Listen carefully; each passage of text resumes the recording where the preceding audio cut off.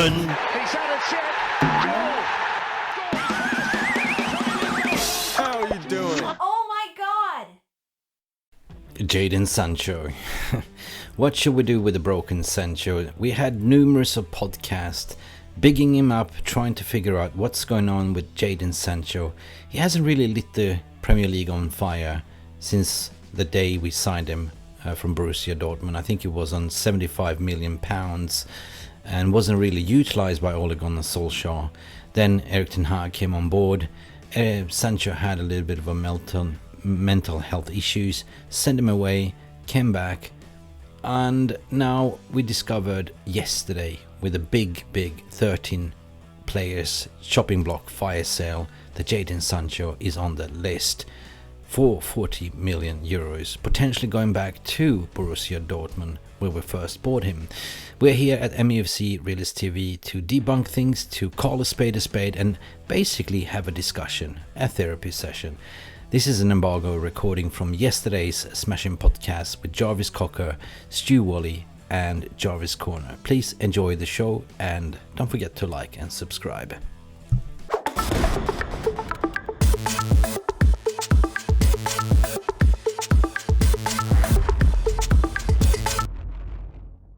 Good evening. Yale is in the house as well. The biggest news I've heard today, Sancho looks like be off to Dortmund and Maguire to Tottenham. Yes, that's a good talking point. I don't know what we're going to talk about next, but the Maguire and Sancho rumors, I think we should dive into them. As the rumors has it, Sancho is going back to Dortmund. Apparently, it's just 45 millions. Yeah. I heard it's a little bit. We should have gotten more, but then again, he is on astronomical wages, so I'm not sure if any club can buy him for 60, 65 and pay those wages. So I think if we are going to sell him, I don't think we can get more than 45, maximum 50 in my mind. Should we sell him back to Dortmund? Well, I'm not sure because Sancho, he's one of those. He had some good games. He had a lot of bad games, but we see the potential. We can see the kid. He knows ball. He knows. He has a special thing with Sancho. I love with Sancho. He speeds up the game with the ball, and then he stops and he speeds up again. So he has the tempo shifting in his game, and there's not many players who have that ability. Yeah. So if we can get him going, he would be incredible. What do you think about the Sancho's too? Yeah, the problem that the club have got is his future value. What did we pay? 78, 79 mil for him, and we're selling him for 45. If he has a season to what he had last season, then he's going to be 25 next year. So if you're in the finance in the boardroom, you can get 45 million quid for Sancho. You've got to take that money, unfortunately. I always said it was make or break this season. There's absolutely no doubt in his talent. He really is a talented footballer, but he just hasn't fitted into Manchester United, or he hasn't fitted into the Premier League. It's a difficult one to kind of fathom, really. We know the talent he was precociously with City. Speaking with a certain ex-Dortmund player that may have moved to Real Madrid recently, he, for example, he couldn't believe, he can't quite understand what's happening with Sancho at the moment. Because obviously he had contact with him prior to himself moving over to Dortmund. So we all know Dortmund is a great proving ground. It's been proven time and time again, with certain players. And I think maybe for Sancho's own footballing and sporting career, that's the correct move for him right now. As much as I think it would be better to maybe keep him, I think it's also a better option for him to move. Sorry to say. Yeah. Am I allowed to speak, Jarvis? Yes, Mick, please. Okay, thank you. Out of all those 13 players that was out on the sheet today, I had my say earlier in a short video. Sancho is the most prized asset on that list. Yeah. to ask 45 million, it's a robbery, it's a steal. He's a talent, and I don't know what happened to him since he came to United. It's a complacency. There's a lot of things that went off the pitch that screwed his mental health. But still, like, he hasn't really lit the Premier League on fire. What everyone was expecting. It's not the Sancho that we saw at Dortmund. Maybe the way to do it is perhaps not sell him, perhaps loaning back to Dortmund to find his mojo again, where it all started, right? Play 1 year at Dortmund, find your confidence, no pressure, right? Build up your confidence, come back fresh, right? Instead of selling. But again, I don't know if this will be happening this year, if he's going this year. There's a reason why, you look at, like, you have Pelistri doing more madness than him on the right wing. You have young Garnacho doing madness as well. There's certainly future players that are there that are showing better ambition than Sancho do, right? At the end of the day, like, I put myself in the player's shoes. I look myself into the agent shoes and the club shoes. But first and foremost, I'm here looking at the club, what's best for the club, not for the player. But what's best for the player, definitely, if he gets, like, his confidence up, if he goes back to where he actually found his mojo and he, built up his career, had no pressure to play in a system where promotes youth and, getting game time. Perhaps playing at Old Trafford is not for Sancho at the moment, barring his mental frailties. But it would be sad to let him go 100%, because I like Sancho. There's definitely a player in it. What if we sell him and he does another madness again and finds his form again? And should we put in a buyback clause if we sell him? There's a lot of things that we can discuss. Okay, we'll let him go for 45, but it's a mug, right? It's a mug off, like, because we bought him as what you said, 75 million pounds, wasn't it? Yeah, something like that. Yeah. 72. So, like, 75 million pounds, and you sell him for half. That's a mug off.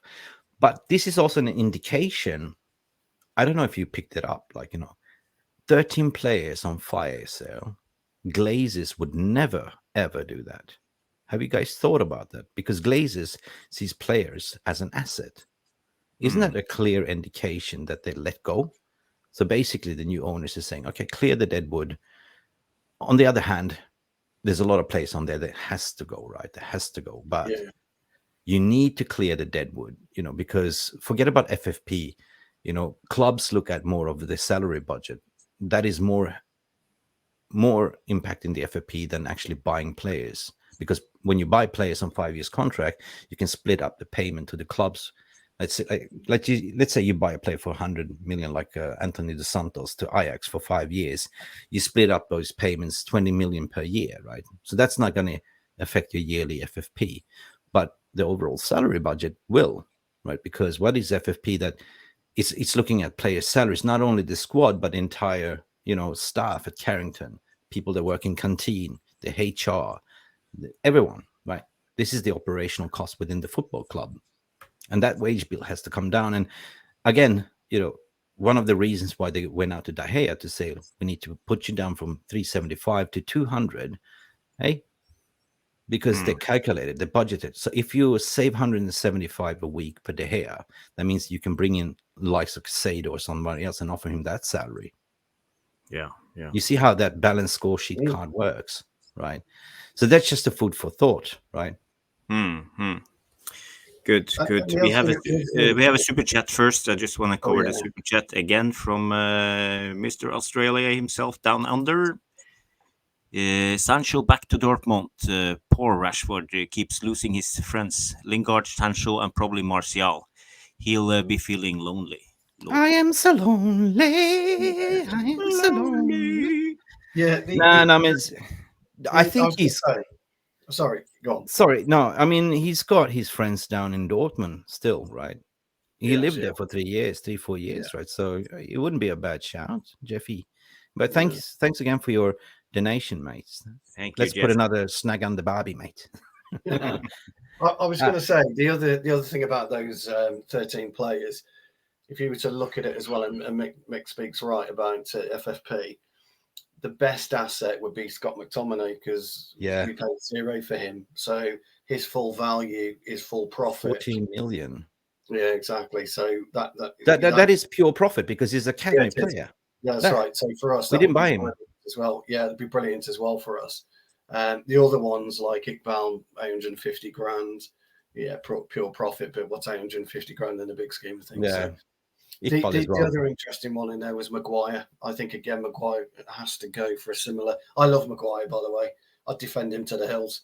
He's a far better defender than what he's shown recently.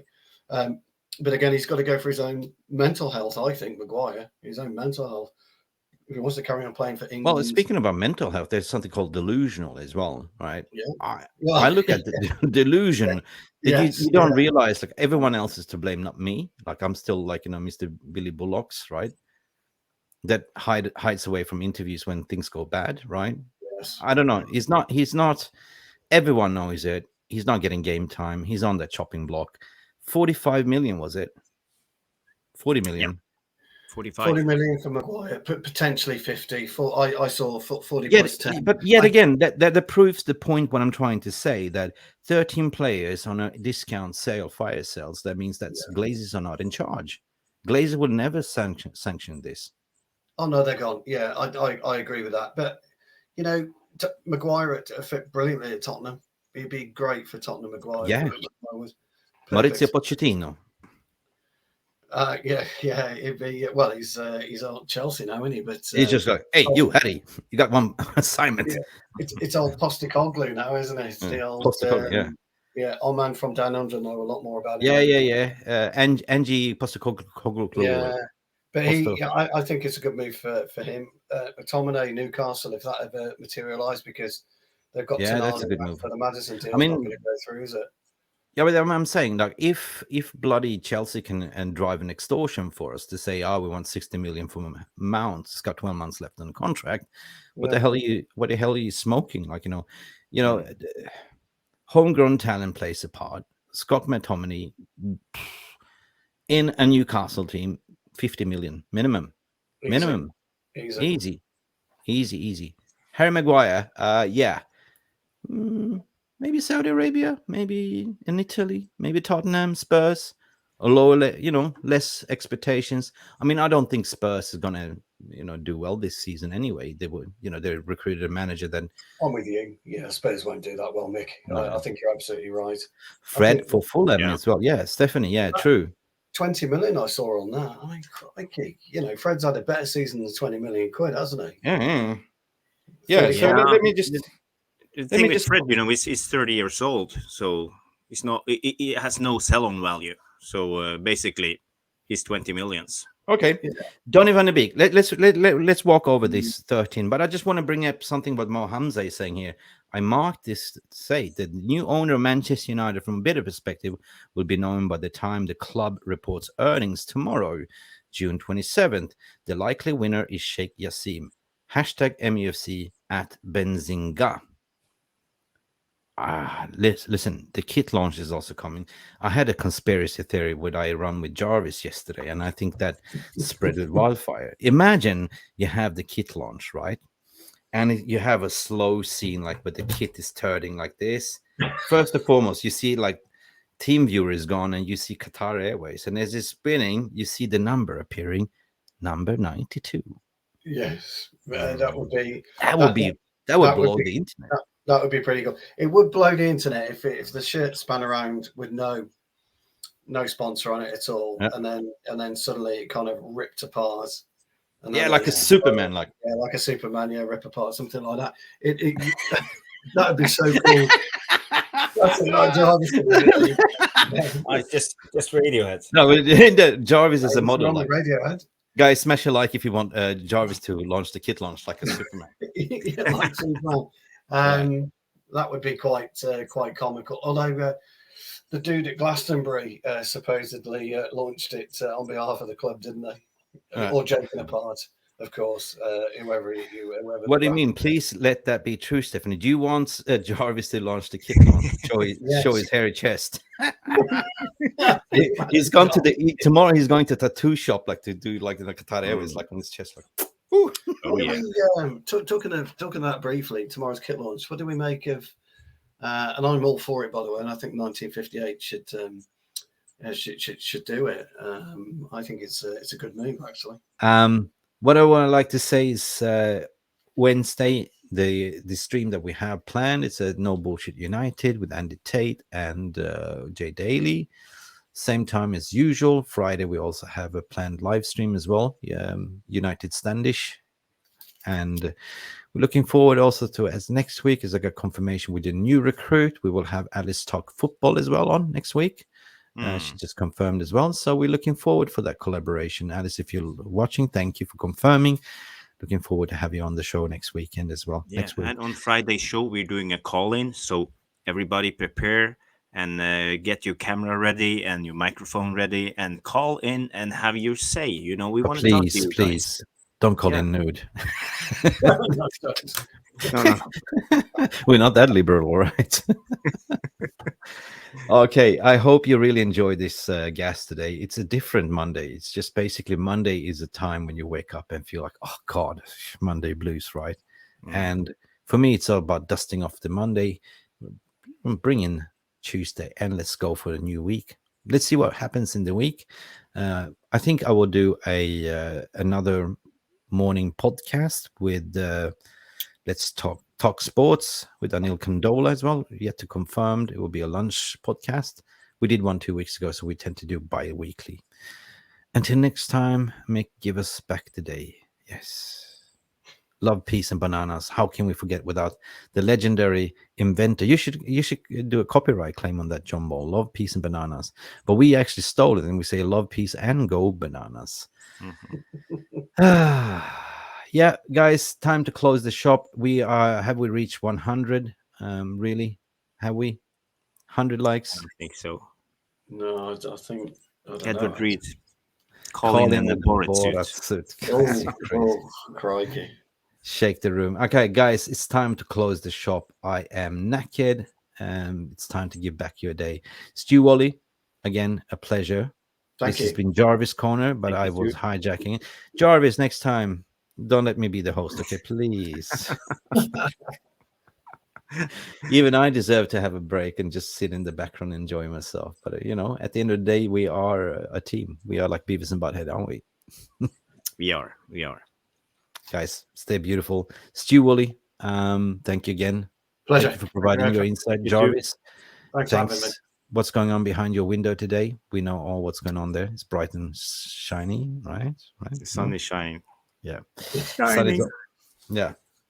Sun is always shining on TV, like on the Aha song. Beautiful people, stay beautiful. Don't let bed bugs bite you wherever you are in the world. See you potentially tomorrow if we have any uploads. And if not, we see you on Wednesday with No Bullshit United. Have a beautiful evening and love each other on the socials and be patient. Good things are happening to Manchester United. Peace, love, and bananas. Bye. Thank you so much for stopping by and watching Mufc Realist TV. Don't forget to like and subscribe and follow us on the socials.